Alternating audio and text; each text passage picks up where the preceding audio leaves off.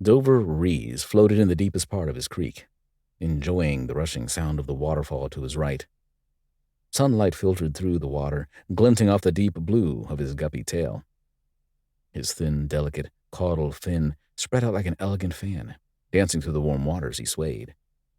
His favorite smooth and colorful pebbles were strewn around below him, and he admired the shells he had collected and placed beside them. Dover breathed deeply and enjoyed the peace and quiet. No one mocked him or bossed him around. No one watched him with cold eyes and hidden smirks. I wish I could stay here forever.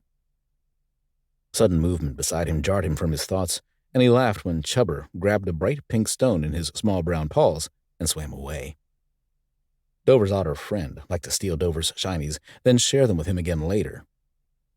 A brook trout swam past him, and Dover debated grabbing it for an early lunch, but he wasn't too hungry yet. Lately, he'd been eating less and less, and he couldn't make himself care. The quiet water around him hummed as Nami quickly swam to him.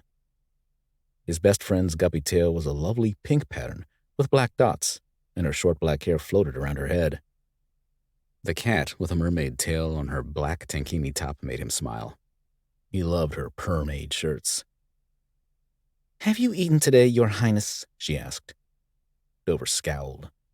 Don't call me that. When you're acting like a pouting asswipe, that's what you get called. Nami wrapped her arms around him and settled her head on his shoulder. What's wrong with you, Dover? Dover had no answer for her. All he knew was he felt empty inside, and it was harder and harder to get up in the morning. I think I ate some bad clams. Every day for the past 2 months?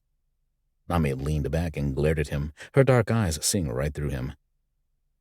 Chubber came to his rescue, swimming in between them and wrapping his lean body across Dover's shoulders. Chubber wants to get a snack. Nami sighed, bubbles filling the water around her. Mom is in your cottage making lunch. You're worrying us, Bluetail.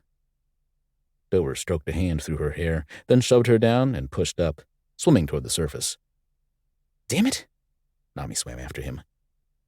He laughed, heartwarming. Someone cares about me. It wasn't his family, but Nami and her mom were closer to him than his parents or any of his 12 siblings. Chubber clung to his back and nibbled on his ear until he mentally apologized. Chubber cared about him the most. The creek was deep, but it didn't take him long to reach the surface. Shauna waited for them on the shore, hands on her hips. Chubber's mother, Shell, stood on her hind legs beside the mermaid, chirping loudly. Uh-oh, he really was in trouble. You didn't eat breakfast, did you? The wind blew strands of Shauna's pink hair across her face, ruining her glare. Sorry, Shauna, she sighed. I made your favorite. Grilled shrimp salad? Dover's stomach rumbled. With avocado, papaya, mango, and pineapple. All your favorites. Shauna gave him a soft look.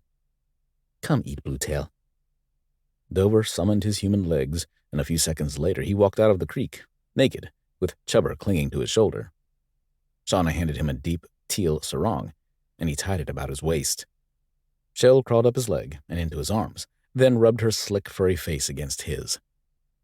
She was a bit heavier than Chubber, but he was still a baby. Why does he get all the loving? Nami asked, grumbling as she tied a sarong around her own waist. Dover chuckled when Shauna arched an eyebrow at her daughter. Did you say something, sweetness? No, ma'am, Nami said, wincing. You two come eat lunch. Shauna turned around and walked toward Dover's large cottage. Dover closed his eyes for a moment and savored the feel of the moss-covered rocks under his feet and the comfortable breeze quickly drying his curly blue hair. He loved his home so much. It was his sanctuary. Do you need a moment to commune with nature and shit? Nami shoved him from behind, making him laugh. Maybe I do. A gleam of metal caught his eye, and Dover bent to pick up the 10-strand, graduated freshwater pearl necklace someone had left on a large rock near his creek. The clasp was a diamond-encrusted silver guppy tail. Look, another necklace. Nami made a face. Why doesn't someone leave expensive jewelry on a rock for me?